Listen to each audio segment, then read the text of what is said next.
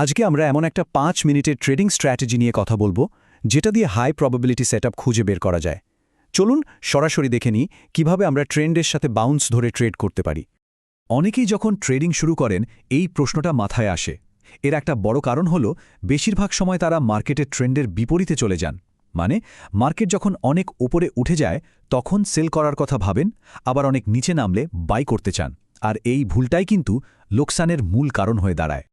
আর এখানেই আমাদের এই স্ট্র্যাটেজির আসল মজাটা। আমরা ট্রেন্ডের বিরুদ্ধে লড়াই করব না, বরং ট্রেন্ড যেদিকে যাচ্ছে আমরাও সেদিকেই যাব। আমাদের প্ল্যানটা খুব সহজ। ট্রেন্ডের মধ্যে যখন দামটা একটু কমে, মানে পুলব্যাক করে, আমরা ঠিক সেই বাউন্সটা ধরার জন্য অপেক্ষা করব।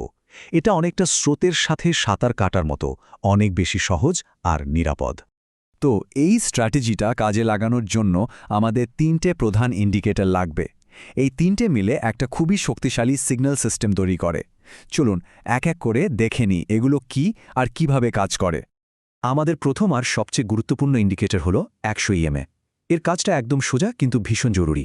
ব্যাপারটি হলো যদি প্রাইস এই লাইনের উপরে থাকে তার মানে মার্কেট আপট্রেন্ডে আছে, তখন আমরা শুধু বাই বা কল এন্ট্রি খুঁজব। আর যদি প্রাইস এই লাইনের নিচে থাকে তাহলে মার্কেট ডাউন ট্রেন্ডে, আর তখন আমাদের কাজ হবে শুধু সেল বা পুট এন্ট্রি খোঁজা। মানে এটা আমাদের ভুল দিকে ট্রেড করা থেকে বাঁচায়। এরপর আসছে বুলিঙ্গার ব্যান্ডস। এটাকে আপনি মার্কেটের অস্থিরতা মাপার একটা দারুণ টুল হিসাবে ভাবতে পারেন। এই স্ট্র্যাটেজিতে আমরা ব্যান্ডের ওপরের আর নিচের লাইনকে ডাইনামিক সাপোর্ট ও রেজিস্ট্যান্স হিসাবে ব্যবহার করব। যখন একটা ট্রেন্ডের মধ্যে প্রাইস পুলব্যাক করে, এই ব্যান্ডগুলোতে টাচ করে, ঠিক তখনই আমাদের এন্ট্রি নেওয়ার একটা সুযোগ তৈরি হতে পারে। আর আমাদের 3 নম্বর টুলটা হলো RSI। এখন এখানে একটা খুব জরুরি কথা আছে, আমরা কিন্তু RSI-কে গতানুগতিকভাবে ওভারবট বা ওভারসোল্ড সিগন্যালের জন্য ব্যবহার করছি না, একদমই না। বরং আমরা এটা ব্যবহার করছি পুলব্যাকের মোমেন্টামটা ঠিক আছে কিনা সেটা কনফার্ম করার জন্য। মানে বাউন্সটাতে আসলেই জোর আছে কিনা সেটা বুঝতে RSI আমাদের সাহায্য করবে। আচ্ছা, টুলস তো সব জানা হলো। এখন চলুন সবচেয়ে জরুরি অংশে যায়, মানে ঠিক কখন আমরা এন্ট্রি নেব। এই নিয়মগুলো ঠিকঠাকভাবে ফলো করতে পারলেই কিন্তু আসল সাফল্য আসবে। একটা বাই বা কল ট্রেড নিতে হলে এই 4টা শর্ত কিন্তু একটার পর একটা মিলতেই হবে। প্রথমত, প্রাইস 100 EMA-এর ওপরে থাকতে হবে। দ্বিতীয়ত, প্রাইস কমে এসে বলিঙ্গার ব্যান্ডের মাঝের বা নিচের লাইনে টাচ করবে। তৃতীয়ত, ঠিক ওই সময় RSI থাকতে হবে 40 থেকে 45-এর মধ্যে। এটা প্রমাণ করে যে এটা একটা সাধারণ পুলব্যাক, ওভারসোল্ড সিচুয়েশন না। আর সবশেষে একটা শক্তিশালী বুলিশ ক্যান্ডেল যেমন রিজেকশন বা এনগালফিং প্যাটার্ন তৈরি হতে হবে। এই 4টা যখনই একসাথে মিলবে তখনই আমাদের এন্ট্রি। আর সেল বা পুট ট্রেডের জন্য নিয়মগুলো কিন্তু একদম উল্টো।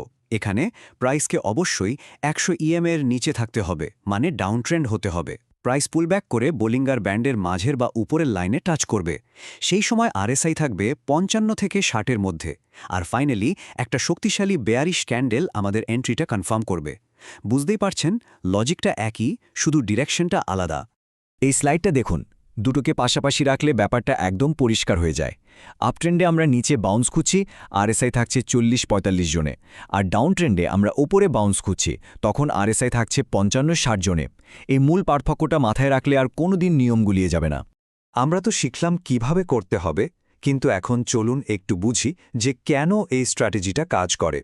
যে কোনো স্ট্র্যাটেজির পেছনের কারণটা জানলে সেটার উপর বিশ্বাস অনেক বেড়ে যায় আর নিয়ম মানতেও সুবিধা হয়।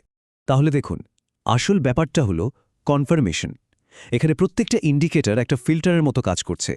EMA 100 আমাদের বড় ট্রেন্ডটা দেখিয়ে খারাপ ট্রেড বাদ দিয়ে দেয়। বোলিঙ্গার ব্যান্ডস আমাদের সঠিক বাউন্স লেভেলটা খুঁজে দেয়। আর RSI মোমেন্টাম চেক করে দুর্বল সেটআপগুলোকে ছেকে ফেলে। যখন এই 3টে ফিল্টার একসাথে মিলে যায় তখনই আমরা একটা হাই প্রবাবিলিটি ট্রেড করার সুযোগ পাই। এই ব্যাপারটাকে বলে কনফ্লুয়েন্স, মানে অনেকগুলো ফ্যাক্টর যখন একসাথে মিলে যায়।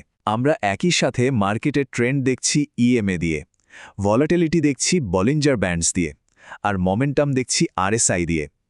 এই 3টে জিনিস যখন একসাথে আমাদের পক্ষে কথা বলে তখনই আমরা এন্ট্রি নিই।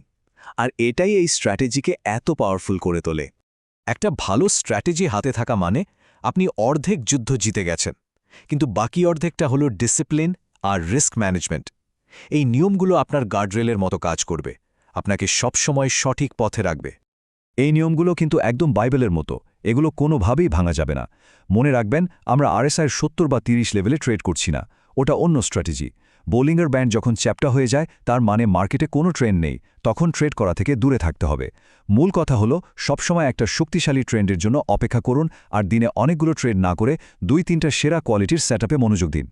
আর সব নিয়মের সেরা নিয়ম, সবচেয়ে গুরুত্বপূর্ণ নিয়ম হলো এটা: প্রত্যেকটা ট্রেডে আপনার টোটাল ক্যাপিটালের মাত্র 1-2% রিস্ক নেবেন। এটা আপনাকে নিশ্চিত করবে যে পরপর কয়েকটা ট্রেড লস হলেও আপনি মার্কেট থেকে আউট হয়ে যাবেন না। লম্বা সময় টিকে থাকার জন্য এর কোনো বিকল্প নেই। আর এটাই হলো আজকের আলোচনার একদম শেষ কথা। ভয়, লোভ, তাড়াহুড়ো এই আবেগগুলোই একজন ট্রেডারের সবচেয়ে বড় শত্রু। যখন আপনার কাছে একটা পরীক্ষিত স্ট্র্যাটেজি আছে, তখন আপনার কাজ হলো একজন রোবটের মতো শুধু সেই নিয়মগুলো ফলো করে যাওয়া। দেখবেন রেজাল্ট সময়ের সাথে সাথে ঠিকই আসবে। তো এই পুরো আলোচনাটা শেষ করার আগে চলুন একটা প্রশ্ন নিয়ে ভাবি। আপনার কি মনে হয় কোনটা, কঠোরভাবে এন্ট্রি রুলস মেনে চলা, নাকি সঠিক রিস্ক ম্যানেজমেন্ট, নাকি আবেগকে কন্ট্রোল করা? উত্তরটা যাই হোক না কেন, একটা জিনিস নিশ্চিত: ধারাবাহিকতাই হলো সাফল্যের আসল চাবিকাঠি।